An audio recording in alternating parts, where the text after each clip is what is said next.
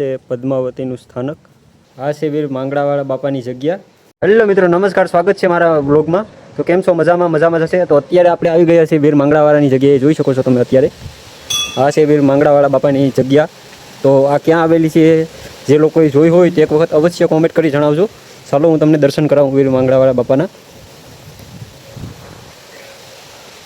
જોઈ લો, દર્શન કરી લો બધા જ। અત્યારે અમે ત્રણે આવ્યા હતા ભાઈ અહીંયા। આ છે વીર માંગડાવાળા બાપાની જગ્યા, અને તેવી જ રીતના અહીંયા આપણે પદ્માવતીની પણ જગ્યા આવેલી છે, તો તે પણ તમને બતાવું, વિડીયોમાં બન્યા રહેજો। અને અહીંયા છે આપણે શ્રીફળ, જે અહીંયા તમે શ્રીફળ વધારવાનું કંઈ પણ વસ્તુ લાવ્યા હોય તો અહીંયા હથોડીથી ઢુસુમ કરીને ભાંગી નાખવાનું। એક નંબર જગ્યા છે, એક વખત અવશ્ય વિઝિટ કરજો અહીં।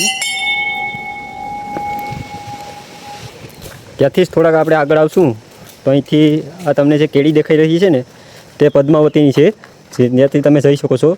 અને એક નંબર વ્યૂ છે ભાઈ અહીંનું, બંને તરફ મતલબમાં ખેતર છે, અને વસાડે જોઈ શકો છો કેવી સરસ મજાની કેડી બનાવેલી છે, જે આપણે પદ્માવતી સુધી લઈ જાય છે। તો આ જગ્યા ક્યાં આવેલી છે એક વખત અવશ્ય કોમેન્ટ કરી જણાવજો। અને જે લોકો નવા હોય ને અહીંયા આવવા માગતા હોય તો એક વખત અવશ્ય વિઝિટ કરજો, અહીંયા આવવા જેવું છે। આવી રીતના કંઈક નારેડીનો બગીચો છે, અને એની વસારે અહીંયા આપણે પદ્માવતી માનું સ્થાનક છે।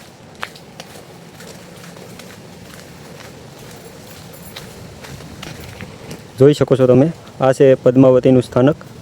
અને અહીંયા ખૂબ જ અહીંયાના લોકો અહીંને માન્ય છે ભાઈ, અને દૂર દૂરથી લોકો અહીંયા આવે છે પદ્માવતીના દર્શન કરવા માટે।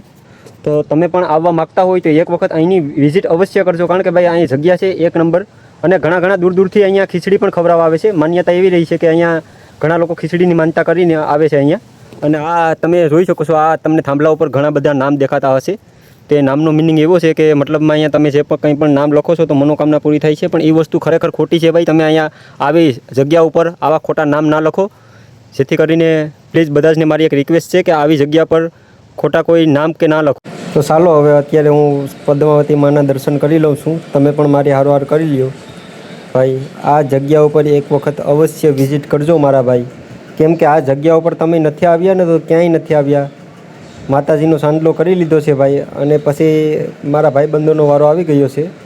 હવે મારા રાહુલભાઈ દર્શન કરી રહ્યા છે, બંને રાહુલભાઈ મારી સાથે હતા ભાઈ, અને અમને અહીંયા ખૂબ મજા આવી ભાઈ। ક્યારેક એવો ટાઈમ મળે તો એક વખત અવશ્ય વિઝિટ કરજો। આ છે અમારા રાહુલભાઈ, અને ત્યાંથી પછી અમે આગળ નીકળી ગયા। સાંભે તમને દેખાય છે તે પાણીનો ટાંકો છે, અને ત્યાં આપણે પાણી પી શકીએ છીએ। અને આ એક સરસ મજાનું ફોટા પાડવા માટેનું ગાર્ડન છે, અહીંયા જોઈ શકો છો તમે।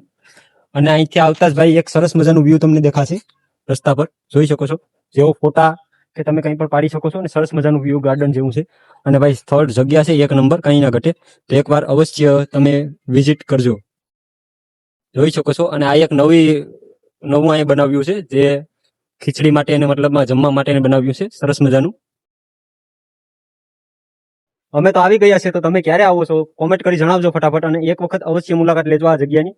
ખૂબ જ સારામાં સારી જગ્યા છે, અને અહીંયા દૂર દૂરથી લોકો દર્શન કરવા માટે પણ આવતા હોય છે, જોઈ શકો છો તમે।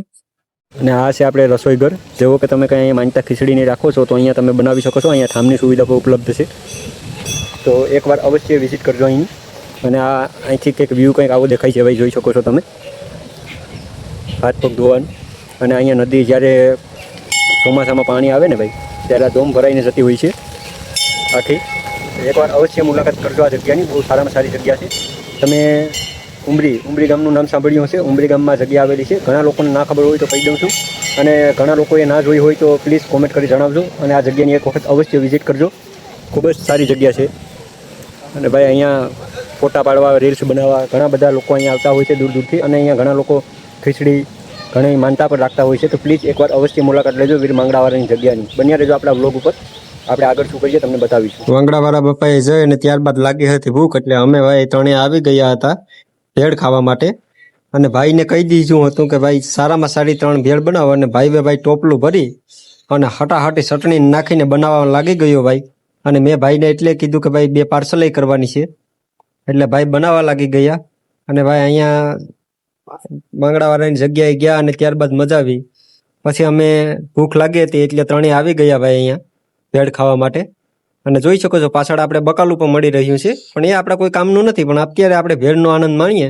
અને ભાઈ પછી ઠેલી તોડીને હટાહટી સેવડો ને પછી જો આવી ગઈ અમારી ભેળ, અને પછી અમે ખાવા લાગી ગયા ભાઈ ભેળ. તો કેવો લાગ્યો મારો વ્લોગ કોમેન્ટ કરી જણાવજો, અને બન્યા રહેજો મારા વ્લોગમાં. આપણે આવી જ રીતના ડેઈલી વ્લોગ જોવા માટે મારી યુટ્યુબ ચેનલ રાકેશ લવ ગુરુને સબસ્ક્રાઈબ કરવાનું ના ભૂલતા. તો પ્લીઝ સબસ્ક્રાઈબ કરી દેજો. અને ભાઈ અહીં બકાલું વેચતા હતા, અને બસ આવી જ રીતના એન્જોય કરતા હતા. અને પછી આપણે દઈ દીધો દાબેલીનો ઓર્ડર કે ભાઈ પાર્સલ દાબેલી કરી દો.